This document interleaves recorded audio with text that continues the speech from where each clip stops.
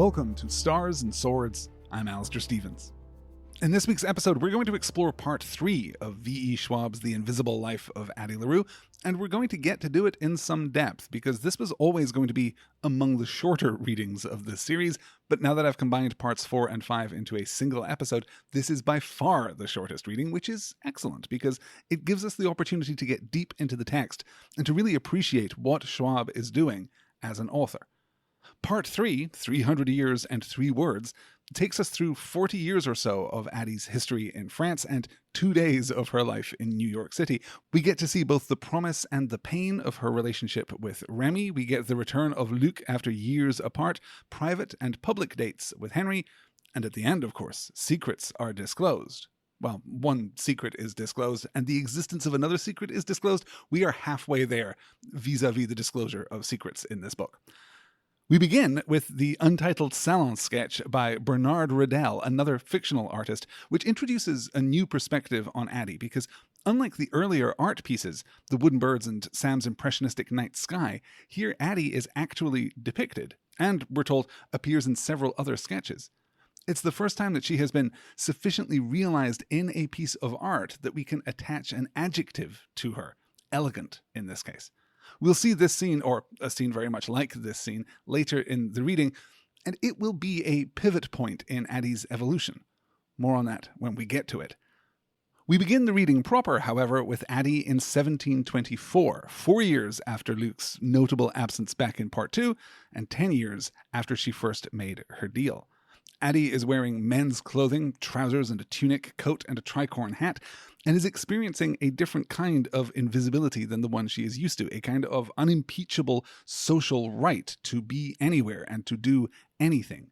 She isn't invisible from scrutiny per se, but she is immune to judgment, and that amounts to the same thing.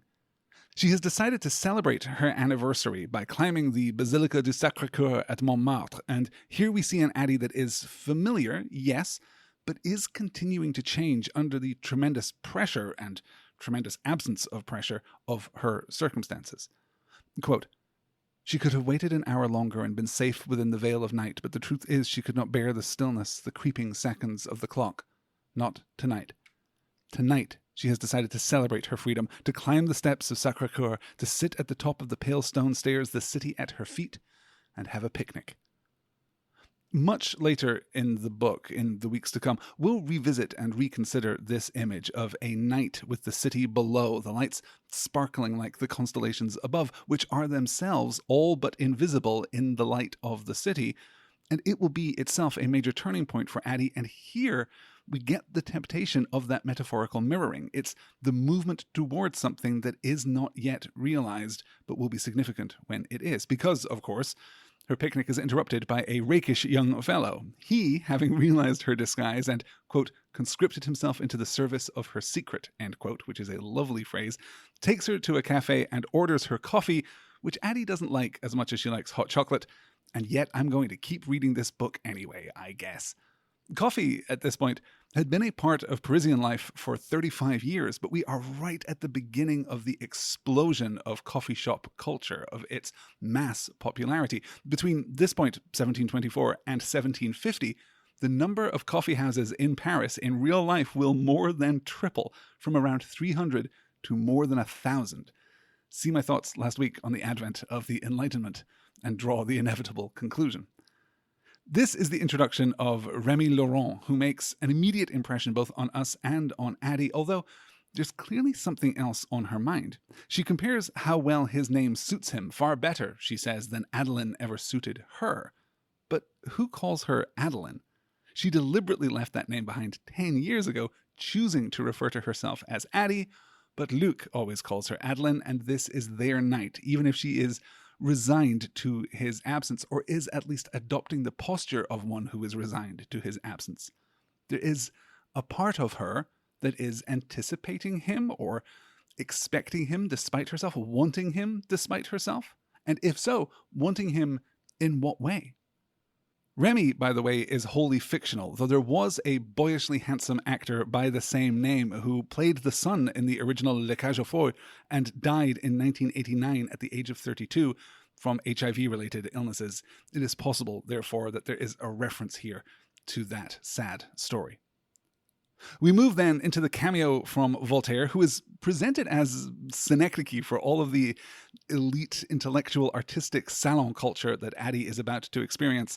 And honestly, it's taking all of my willpower not to just turn this into a Voltaire podcast for the next 40 minutes or so. Instead, I will satisfy myself by saying that this is a curious time in Voltaire's personal history for him to appear in the story, for him to be regarded by the story as the Voltaire that he will come to be in the years to come. He's only 30 years old at this point, and though he has certainly already made a name for himself, his first play, an adaptation of Oedipus, has earned him already a medal from both Philippe, the Duke of Orleans, and the Regent of France for Louis XV, who was then only 7 years old, and from King George I of Great Britain. He's only recently returned to Paris after a period spent in the Netherlands. His most recent play, as of this historical moment, was a rather embarrassing failure.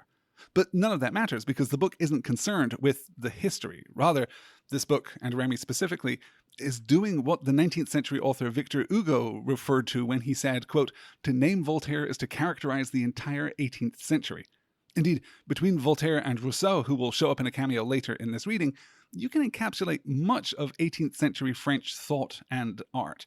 At the very least, these are the two men who Louis XVI imprisoned after the French Revolution and awaiting his execution. Voltaire and Rousseau were the two men he blamed for the quote-unquote destruction of France.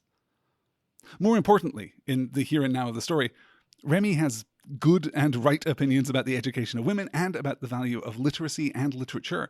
Here, Addie gives us another nod of appreciation that we are reading this novel correctly. Quote, "She thinks of the fairy tales her father told her growing up, the stories Estelle spun of old gods. But this novel that Remy speaks of sounds like it encompasses so much more." You'll note there that the novel is not a fundamentally different thing than the fairy tale. It merely encompasses more. And in the end, it isn't Remy's boyishness that charms her, or his love of literature, or even his defense of women. It's that he left his home out of fear of the same fate that Addie fled. Quote, "This is where the thinkers are. This is where the dreamers live. This is the heart of the world and the head, and it is changing." His eyes dance with light. "Life is so brief, and every night in Rennes I'd go to bed and lie awake and think, there is another day behind me, and who knows how few ahead." It is the same fear that forced her into the woods that night, the same need that drove her to her fate. End quote. And this is important, this recognition of kinship, of shared spirit, of shared fear. This will be important because it will be a major factor in some of our discussions later, discussions which are drawing ever closer. Addie asks Remy to accompany her back to Sacré-Cœur to enjoy her picnic, not because he is handsome or because he protects her secret, or because he speaks well or has a romantic soul. It is because she is reminded of herself. Specifically, she recognizes that same need. I'll expand on that in just a little while, but it seems to me that this is one of the ways in which the invisible life of Addie LaRue is quietly, almost invisibly, in fact, revolutionary. From there, we cut back to the present and the endearing account of Addie wasting 2 days until it's time to be with Henry again. The note about her fixing her hair got me wondering for the first time, can Addie leave a mark on herself? Can she write on her skin with lipstick, for example? We know from the next page that other people can apply makeup to her. Presumably she can apply makeup too, if we make the assumption, and this is a philosophical minefield, that the application of makeup and the decoration of skin is semantically neutral, that it carries no meaning, which I'm not at all sure that I can co-sign. Could Addie, though, get a tattoo? Would those marks fade, or would they be enfolded in the ongoing fading of her? Again, these are the kinds of, comprehensive schematic questions that the book doesn't care about and doesn't address, but that doesn't stop an inquiring mind from wanting to know. Addie passes the time and finally makes it to the bookstore, afraid that this hope will be taken away from her, afraid that, quote, "the cracks have filled back in, the curse sealed around her once again," end quote.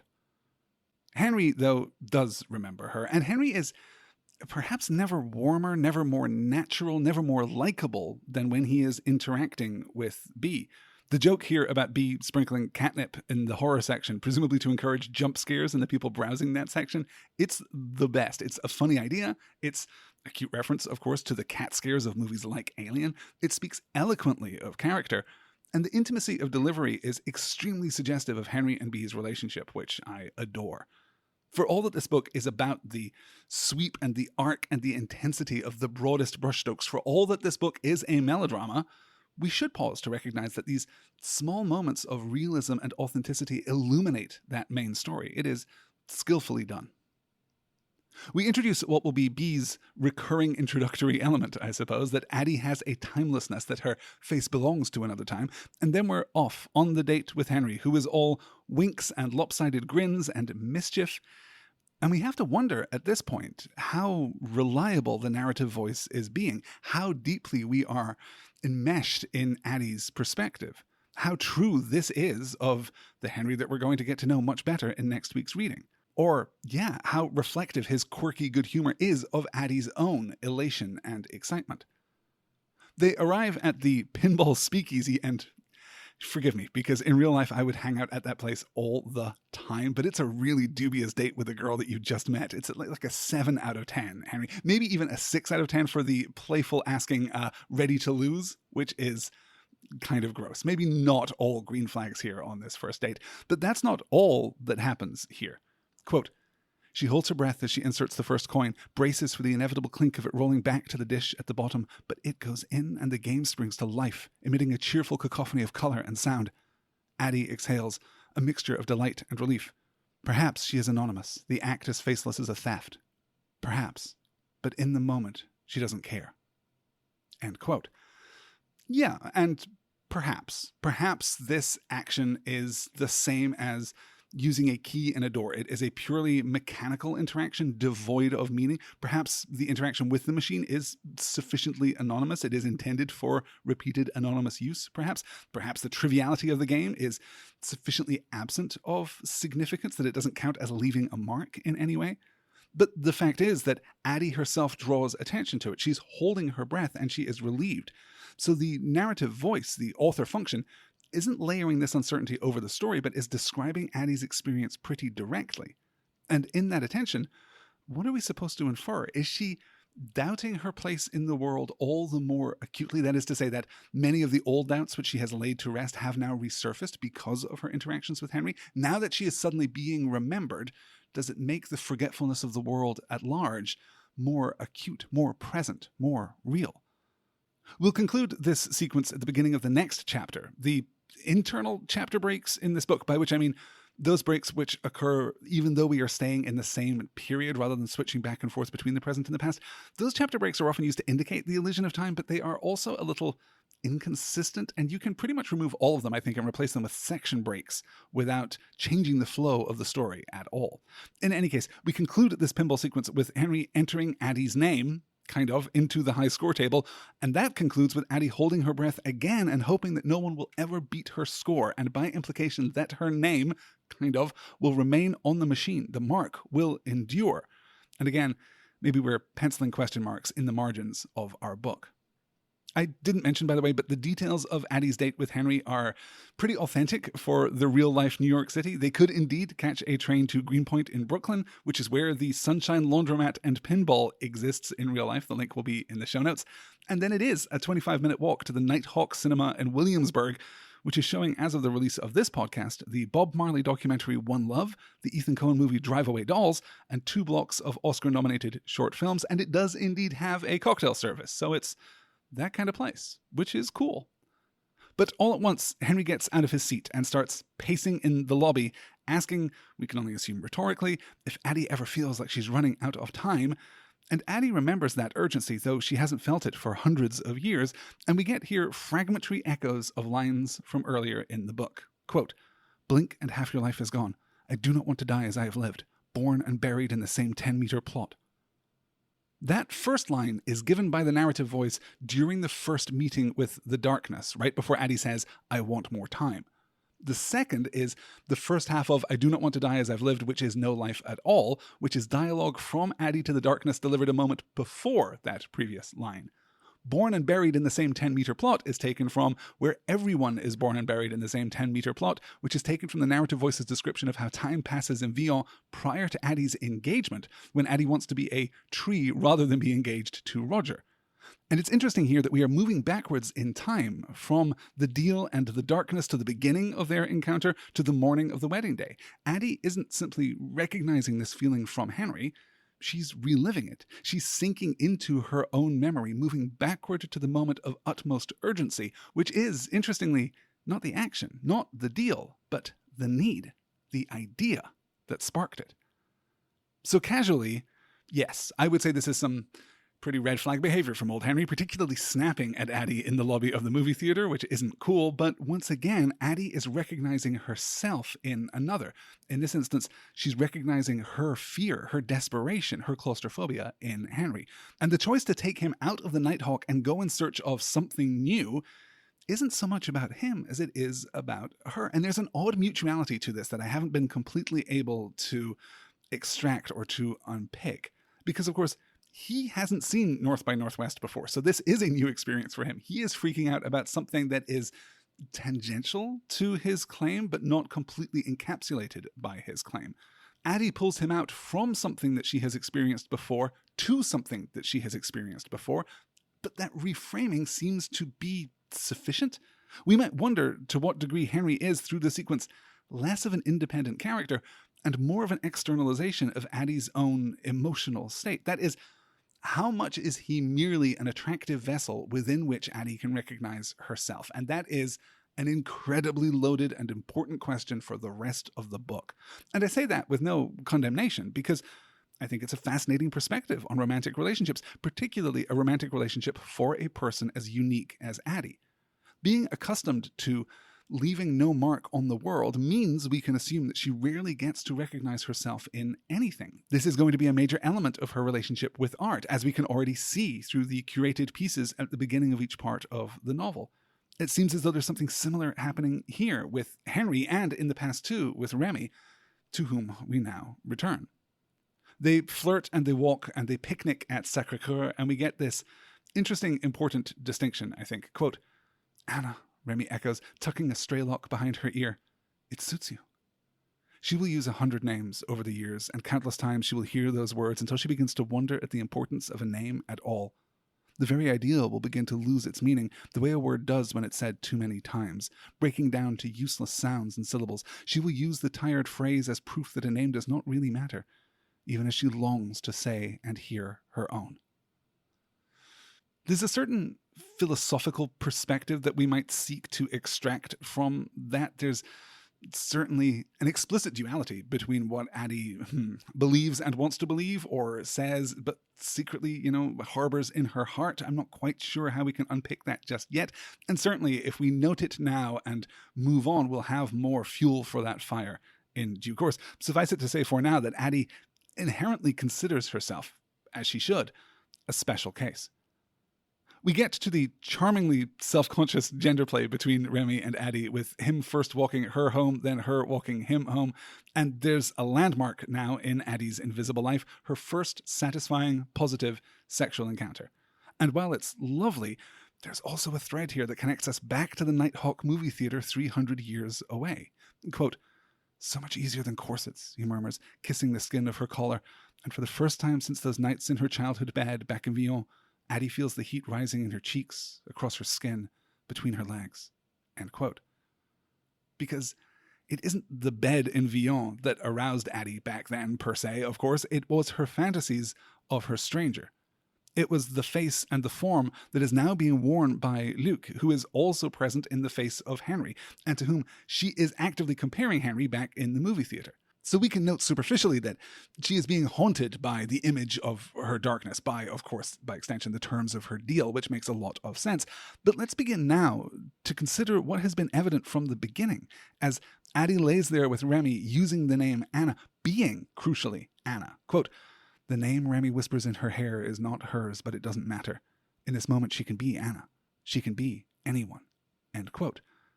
So let's consider now that the stranger had form for Addie before Luc, and Luc inhabited it. Yes, to torment her, or to seduce her, or to mock her, but she remains the artist, and his form is her art. Here, as Addie considers the ways in which we might leave marks upon the world, she is not considering the most significant of her marks thus far, at least not consciously, though her mind drifts back there constantly. There are a couple of other really interesting details during this scene before we get to the awful and inevitable conclusion. Addie notes outright that she no longer dreams and hasn't since that night in the woods where she made her deal, which casts an interesting light on chapter 4 of last week's reading, the scene a year after the deal is made, when Addie is drugging the client she seduced and is taking their room for the night when Luke shows up. This is the chapter which begins, quote, "Dreamer is too soft a word. It conjures thoughts of silken sleep, of lazy days in fields of tall grass, of charcoal smudges on soft parchment. Addie still holds on to dreams, but she is learning to be sharper, less the artist's hand, and more the knife honing the pencil's edge," end quote. And this is the chapter 2, which ends right after Addie notes that the shoulders Luke shrugs are the ones that she drew, the ones that she conjured into being. The chapter ends, quote, "If some part of her wavered, if some small part wanted to give in, it did not last beyond a moment. There is a defiance in being a dreamer," end quote. So if Addie doesn't dream, and we have been told a couple of times in the book that she is dreaming or has dreamed, but always in soft, ambiguous ways that could be interpreted as daydreaming or as fantasizing or as merely longing. But if Addie doesn't dream, then what do we make of that previous chapter? Why is dreamer, which we remember is one of the few things that Addie's mother and Addie's father and Estelle could all agree was true about the young Adeline, why is dreamer a soft word? What is hardening in Addie? Why is she even then, a year after the deal, already more like the knife that sharpens the pencil than she is like the hand of the artist? In the moment, we can see that metaphor quite clearly, right? She is manipulating this guy into drugging himself with laudanum so that she can take his money and borrow his authority as a man to sleep in safety and comfort. Well, let's note how the metaphor shifts, though, from the hand of the artist to the blade of the knife. But Addie never self-identifies as the pencil itself. She can wield the pencil, or she can sharpen the point of another, but she herself is never the means of art, is never the tool, is never put to direct use by another. From artist to muse, but never, perhaps defiantly, the object itself. And this matches our understanding of Addie back in Villon, though perhaps it's never been this clear before. The small life that Addie fled, particularly the specific life offered by Roger and his motherless children, is a life of duty. It is a life of use. And in a sense, all life in a society must encompass some sense of use and utility. On some level, there are always things that must be done to facilitate everyday life that are never going to be themselves enjoyable. Though, here too, I'll gesture toward my discussion on capitalism and productivity last week and mark the need of balance between utility and Well, what? What, to Addie, is the opposite of being put to use? That will remain, I think, an interesting area of discussion. Ultimately, although the book affirms Addie in her personal philosophy, as it should, as close as we are to her point of view, this is one of the ways in which it pushes back against that philosophy as a comprehensive and complete worldview, because you can be an artist all you want, or you can be a muse all you want, but if there aren't pencils, then nothing's getting done. Nothing is created. Though, again, that too is a thought for later in this book. Damn this book and its late reveal structure. For now, though, we can ambiguously either see Addie as the hand of the artist or as the sharpening knife, but we see her in the manipulation of the pencil, right? The man in the room, now passed out on laudanum. She may not feel good about it, but she certainly doesn't feel bad about it. She refuses, however, to be used in a similar way by Luc, to be manipulated, to be made the implement, the tool, the pencil. She will put to use, but will not be put to use, and this is our clearest perspective on Addie as a person so far, and it's nothing less than brilliant. But let's look back to the dreams. What is the defiance that we find then within the dreamer? What is its root? The answer here, and to bring together these two strands of thought, albeit somewhat inelegantly, I think can be found in Addie's dreams themselves. From part 1, chapter 5, quote, "He is, after all, only a figment of her mind, a companion crafted first from boredom and then from longing, a dream to keep her company." End quote. And from chapter 9, The Making of the Deal, quote, "The voice spills from a perfect pair of lips, a shadow revealing emerald eyes that dance below black brows, black hair that curls under his forehead, framing a face Adeline knows too well, one that she has conjured up 1,000 times in pencil and in charcoal and dream." End quote. The stranger is the only specific dream attributed to Addie in this book. Besides this, the only other elements of dreams which the narrative mentions are of non-specific freedom. And if Addie's dreams are of the stranger, then we might wonder how they give her defiance. And we might wonder why she doesn't dream now in a world in which her stranger has been taken over by the darkness, although even as I say that, I realize I may be answering my own question. And if, in all of this, you sense that there is a balance at the heart of this book that might be shifting beneath our feet, but which will not be revealed for a good long time yet, then I'm right there with you. We're not moving as quickly through this week's reading as we ought, which is what happens when we have the luxury of sinking into the text and performing some real close reading, but we can't leave Remy behind before noting another instance of the narrative voice leaving ambiguity, leaving Addie's actions open to interpretation.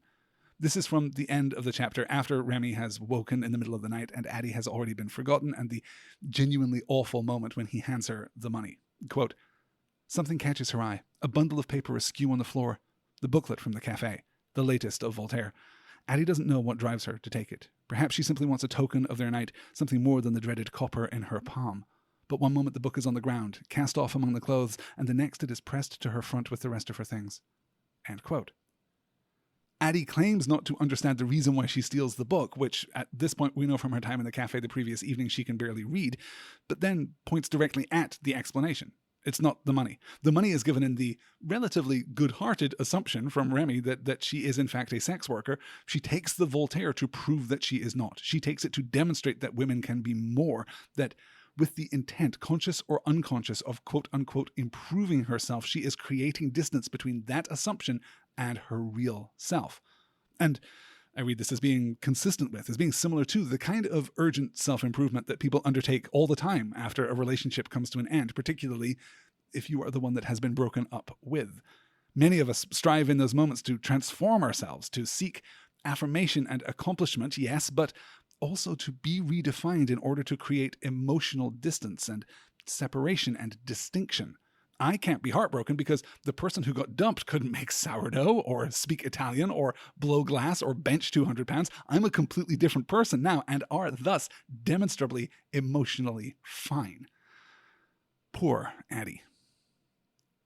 Back in New York, Addie takes Henry to the fourth rail, and the joke here that the New York subway system runs on 3 rails, thus there is no fourth rail, is maybe a little undercut by the existence of places that do use a 4-rail train system, including notably the London Underground, but it still works nonetheless.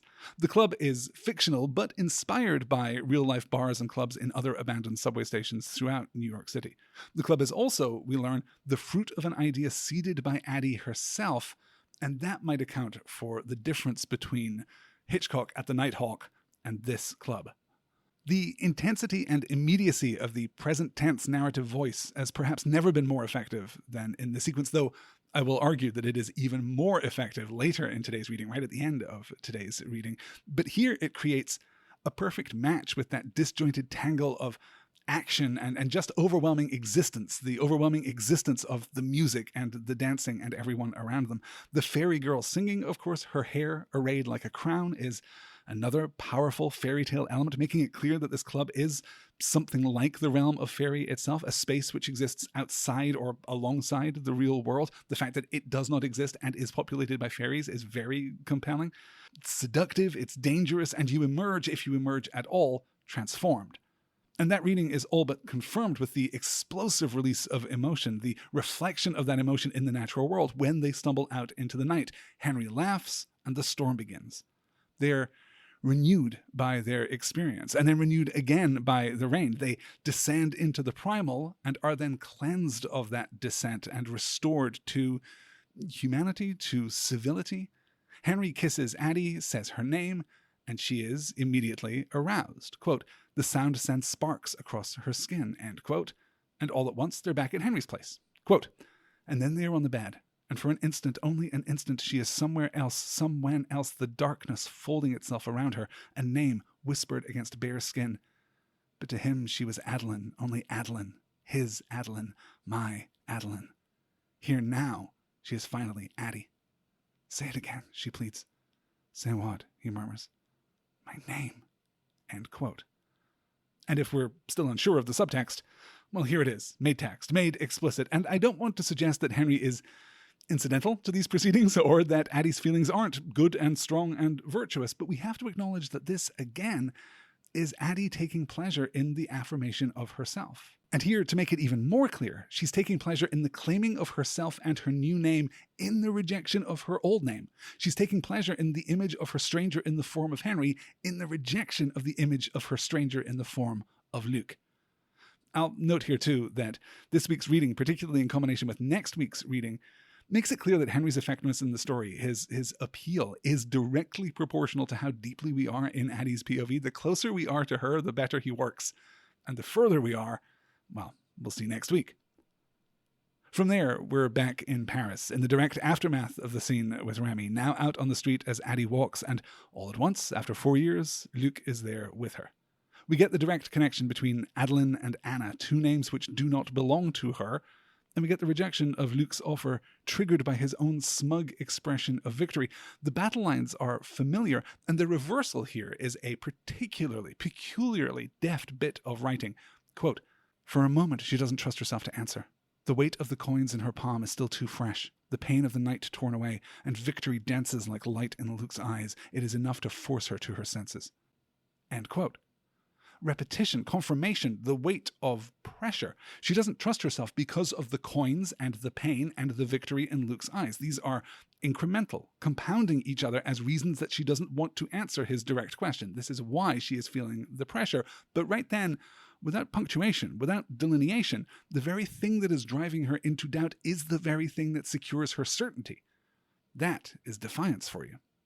We close out the chapter with Addie devoting herself to reading and using the book stolen from Remy's room. And there's an odd historical quirk here because, as I mentioned, this is very early in Voltaire's career, and he hadn't, historically, written a novel yet. The closest thing is a little 10-page novella called The One-Eyed Street Porter, written in 1715.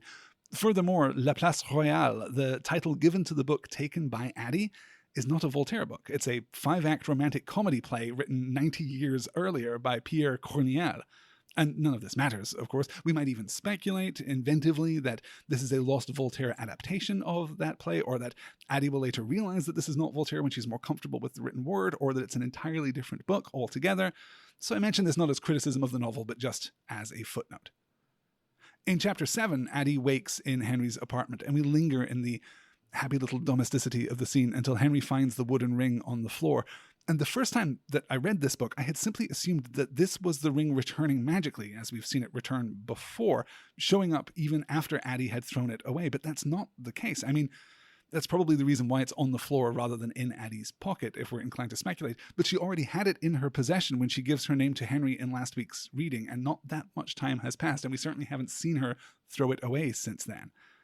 Addie describes her conflicted feelings, and Henry draws the comparison with his own Star of David, taken from a drawer in the kitchen, and Henry's distance from his former faith casts a shadow on his past that we will definitely dive into a little more fully next week.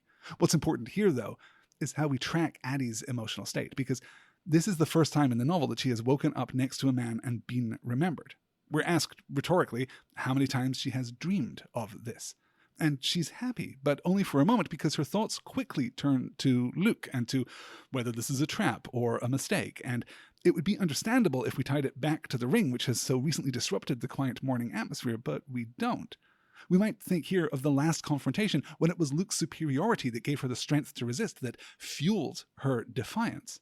And we might wonder whether it is his conspicuous absence from this unexpected and unprecedented good fortune that makes her now feel insecure, that Luc at least represents where the walls are, where the boundaries are to her ongoing state. Henry notes that Addie has drifted into thought and brings her back, though when she comes back, it's with a question about which food he would eat if he could only eat one thing forever, a future which would consist then of a blurred present with no change and no evolution, indicating that she is still thinking of her deal. And we're leaning heavily here on the foreshadowing with Luc, and I will break my own personal rules just a little bit to point out that it's right around this spot that I guessed at what Henry's deal would eventually turn out to be, which I say neither as a criticism of the book or a celebration of my own, incredible analytical powers, but rather an acknowledgement that though the book does enjoy its late reveals, it lays appropriate track for them. It rewards the careful reader with answers to questions that they may already have. And when it does so, it responds with confirmation rather than with revelation. It doesn't seek to twist for the sake of the twist. This is a book which plays fair with its reader. It's a mature and honest way of telling stories, and I applaud it, even if here, in this instance, I am maybe just a little worn out by Henry's emo perspective. I like chocolate, but I like only the really dark, edgy kind, and I like fall because everything's dying, and there's like Halloween, and I can wear eyeliner without my mom complaining about it, and have you even heard Dashboard Confessional? I'll make you a mixtape. And look, I know, I'm being the guy that I don't want to be, because Henry has real issues, as we discussed last week, which ought to be taken seriously and treated with respect, but which the novel itself presents so plainly, so superficially. And I guess let me put it like this. There is a tension, fundamentally, between Henry's interiority and the presentational mode of this novel, because at least in my experience, depression doesn't sit on the emotional surface. It isn't always conscious, and it isn't always clear, and it can be subversive, and it can be concealed, and it can be denied. But the expressive style of this novel, the presentational mode, the emotional tone, doesn't allow for that kind of emotional subtext. It doesn't allow for there to be consistent space between what is said and what is meant. So there's no interpretation to be done on what Henry says to Addie during this sequence. It's just right there in front of you on the counter. And to be fair, the same is true for Addie. Little Miss, I like breakfast and springtime and beginnings because beginnings are all I have. But Addie's emotional state is metaphorized into the shape and the structure of the story. And Henry's isn't really metaphorized at all. It is clinicized, it is distilled, it is represented only by itself, which inevitably makes its expression somewhat blunt and obvious, even if we weren't already and naturally more in Addie's perspective than we are in Henry's. So it's not just subjective taste that makes Henry's depression a problem in the story. It's that the depression itself is somewhat incompatible, or at least generates a definite and observable friction with the narrative style of the novel itself. So when it is expressed, it's often expressed in exactly the kind of semi-performative, superficial way that we associate with teenagers taking emotional depth out for a test drive. In any case, this is when we get Addie's investigation of Henry's apartment and her active, conscious search for some clues as to who this guy is. And there's a lot of lovely detail here, even if he comes off perhaps as something of a dilettante. And there's a loveliness to this, particularly to the end of the chapter in which Addie wonders aloud, "Who are you?" Because it would be easy for the author to plant exactly the right objects and to hand Addie exactly the right inferences in order for her to paint an accurately sophisticated picture of this young man. But that's not emotionally real, and people are more complicated and contradictory than that. In the next chapter, Addie and Henry picnic on the varied cuisines of the world, then pick up dessert and head to B's dinner party. The bakery is particularly interesting here because it isn't just another hidden place in New York City, like the Fourth Rail, for example. It isn't just another opportunity for Addie to demonstrate her strange worldliness, because it's more intimate than that. It is France. It is French, both in terms of the language and in terms of the culture. It feels like home, and that makes it more intimate. It's not Addie exploiting her knowledge of New York City. It's Addie taking the first step toward connecting her authentic self to Henry.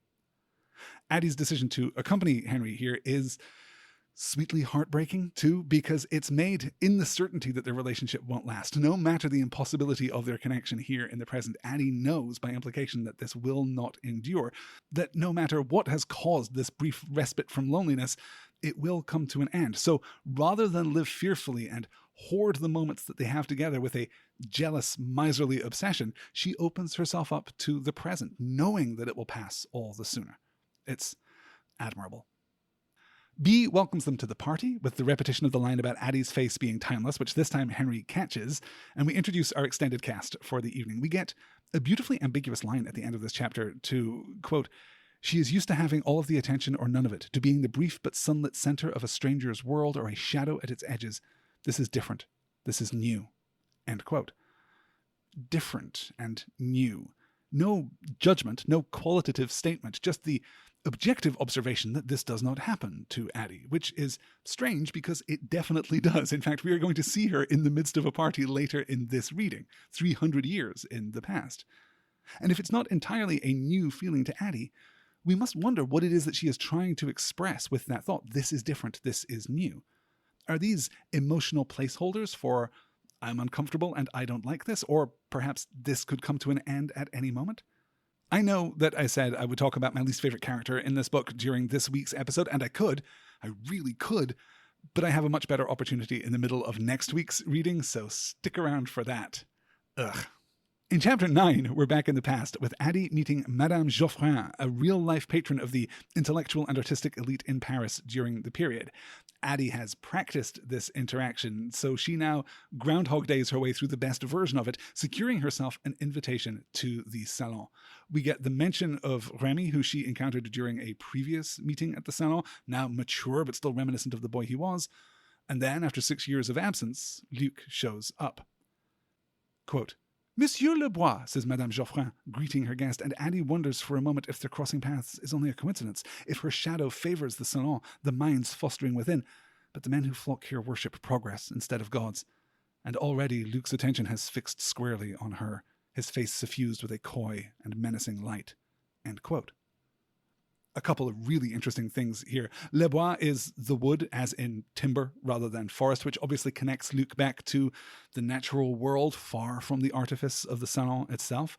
More interestingly, though, is Addie's thought that begins, quote, "If their fostering paths is only a coincidence, if her shadow favours the salon, the minds fostering within." The worshipping of progress rather than gods might not be completely an accurate encapsulation of the Enlightenment, but it is certainly evocative. But really, what's interesting about that phrase is the use of her shadow, not the darkness, not the shadow. And Luc has been described as the shadow lots of times in the past, but specifically as hers. There is possession, there is belonging, and I'm tempted, because I'm me, to think past that, to think of the relationship between Ged and his shadow and Ursula Le Guin's A Wizard of Earthsea, which I won't spoil right now, but might circle back around to later in the series as a point of thematic comparison. The other thing that the phrase "her shadow" does is evoke the cold open epigraph at the beginning of the novel, right after the quote from Estelle. Her name is being called out, but, quote, "Her shadow stretches out ahead, too long, its edges already blurring, and small white flowers tumble from her hair, littering the ground like stars." End quote. Her shadow stretches out ahead too long. Yes, I mean, that feels like obvious foreshadowing, doesn't it? But what's even more interesting here, perhaps, its edges are already blurring. More on that later.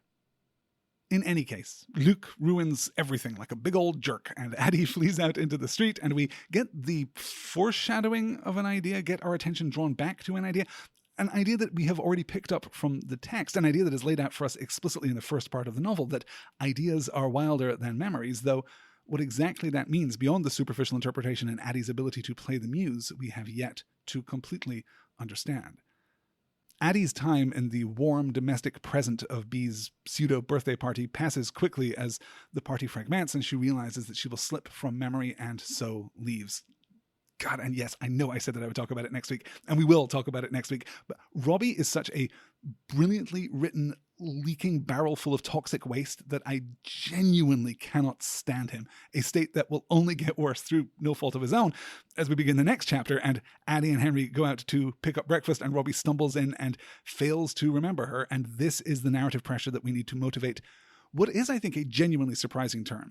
This is Addie's confession.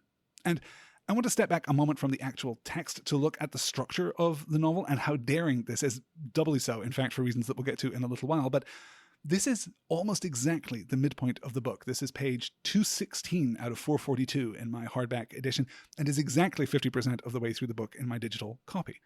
Quote, "Henry shakes his head. How? Why? The smallest questions, the biggest answers. Because I was a fool. Because I was afraid. Because I wasn't careful. Because," she says, slumping back against the concrete wall, "I'm cursed." And it's interesting that we get those three swings at an answer before Addie settles on the one, well, what? The one that is objectively true, the one which is actually correct? Was Addie a fool? Afraid? Careless?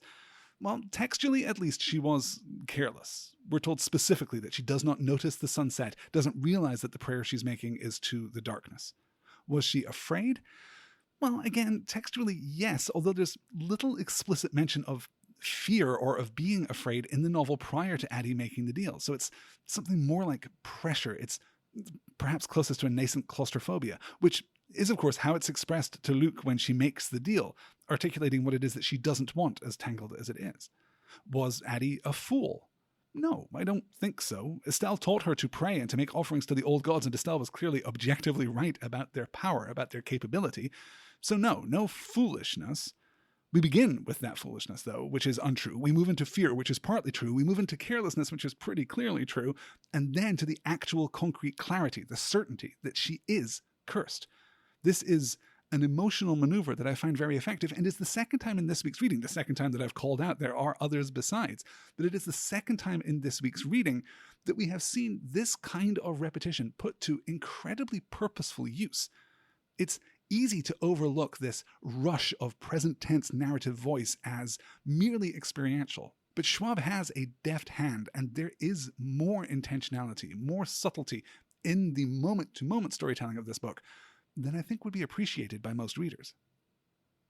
We cut back from Addie's confession in the closest thing that this novel has to a cinematic wipe from one scene to the next, to Villon in 1764, exactly 50 years after Addie made her deal. Interesting note here, as Addie considers her reason for returning to Villon. Quote, "She doesn't know when she made the decision to come back, or even how, only that it's been building in her like a storm. From the time spring began to feel like summer, the heaviness rolling in like the promise of rain, until she could see the dark clouds on the horizon, hear the thunder in her head, urging her to go." End quote. Now, doesn't that sound familiar? Isn't it at least a familiar kind of metaphorical turn? Who else do we know who suffers from storms like that? And if we were to speculate about the reasons for Addie's return to Villon, if we were to attribute those reasons to some wild seeds which had taken root in her imagination, and if we were to guess, probably accurately, who had planted those seeds, well, might we see something of a similarity between this moment in Addie's mood and Henry's condition? Might we infer a much darker reading of this text than is superficially suggested? More on that next week, much more the week after. This is where the narrative perspective of the novel pays off even more beautifully than it does in the fourth rail for me. The immediacy of Addie's experience of Villon, of home, is so intimate and so honest and so authentic, so tangled in exactly the kind of familiarity and contradiction that we feel ourselves when we return to our hometowns, to our old neighborhoods. We note immediately here that she isn't going to stay. Even now, whatever her business in Villon is, it is still too small for her, and the storm in her mind cannot eclipse that entirely. And we get the beat too, where she considers, reflexively it seems, praying to the river gods, and then acknowledges that it is too late now. We close out the section with another structural scene, the final interaction between Addie and her mother, and it is simple and inevitable and heartbreaking, a final severing of the bonds which were keeping Addie connected to her past for all that she exists in a world of ongoing presence. Oddly, for me, it's the unfinished bowl left in her father's workshop that I find, I want to be more emotionally specific than simply meaningful or significant here. There is something about the work left undone, the art left unfinished, and not just unfinished, but then left unfinished, left to simply persist in its incompleteness, in the slow collapse of this home, this house. It was important to her father, but is so unimportant to everyone else that it hasn't even been cleared away. Never mind completed, right? Never mind respected. It hasn't even been thrown out. It's just been left for the world to eat. From there, though, we begin chapter 13, the last of this week's reading, and we come to this book's sucker punch move. When I mentioned that Addie's confession was almost exactly the midpoint of the novel, well, in my hardback edition, Henry's confession comes on page 221 out of 442, literally exactly the midpoint of the novel. And look, I know a little bit about publishing, and I know that there were 700 decisions made by 30 different people that influenced the exact size and spacing and composition of the book. But there is no way that this wasn't intentional, even if not down to the exact page. There's no way that it wasn't intentional to fake out the reader with this midpoint twist from Addie and then slam dunk a second midpoint twist from Henry, all while, as I said earlier, laying the track and playing fair. It's a masterclass of putting structure to work for you as an author and of subverting the reader's expectation, even as you seem to be delivering what was promised. Because Henry, after listening to her story and recovering from his manic laughter, says the 3 words that are referenced in the title of this part of the novel. Not, "I remember you," which we might have expected, which have been so important up until now, but "I believe you." And unlike the former phrase, the latter doesn't spark hope and joy and recognition in Addie, just confusion. And we get the echo here of Henry's earlier question, the smallest questions, the biggest answers, as she distills all of her confusion down into one word: why? Quote, "And Henry's hands fall away from his face and he looks up at her, his green eyes fever bright, and says, 'Because I made one too.'" End quote. And that's going to do it for this week's episode. Next week, we delve into what the hell Henry is talking about and what parts 4 and 5 of The Invisible Life of Addie LaRue do to reshape our understanding of this narrative. It's going to be a long-ish reading, 140 pages, I guess, but we'll be able to move pretty quickly. Then the following week, on March 10th, we'll wrap up with parts 6 and 7 of this book, and then we'll begin Catherine Kerr's Dagger Spell on March 17th. This show is only possible because of the generous support of the patrons of Next Word, and if you would like to kick in a couple of dollars and help me to keep making podcasts, because I don't know if you know this, guys, but there are a lot of books out there. I have a lot of work to do. Well, then you can head on over to patreon.com/nextword, where you will also find bonus episodes of this podcast on adjacent texts. And I'm glad to say that I recently cleared the deck and posted both of the bonus episodes related to Terry Miles' novel Rabbits on the first season of the podcast and on the 1992 movie Sneakers, which is just fantastic. So if you want to hear those, as well as my thoughts on the 2005 movie adaptation of The Lion, the Witch, and the Wardrobe, you can get all of that over on the Patreon page. I haven't yet figured out the bonus episode for Addie LaRue, but I'm thinking about 2 options. They are closely matched in my estimation right now, but I will let you know next week and we can get something on the schedule. I don't know that we'll be able to do it before the end of our discussion of Addie LaRue, but it will probably be in the week after, probably in the week between Addie LaRue and Dagger Spell. That is going to do it for the show this week, guys. Thank you so much for listening, and as always, but this novel that Remy speaks of sounds like it encompasses so much more. Take care.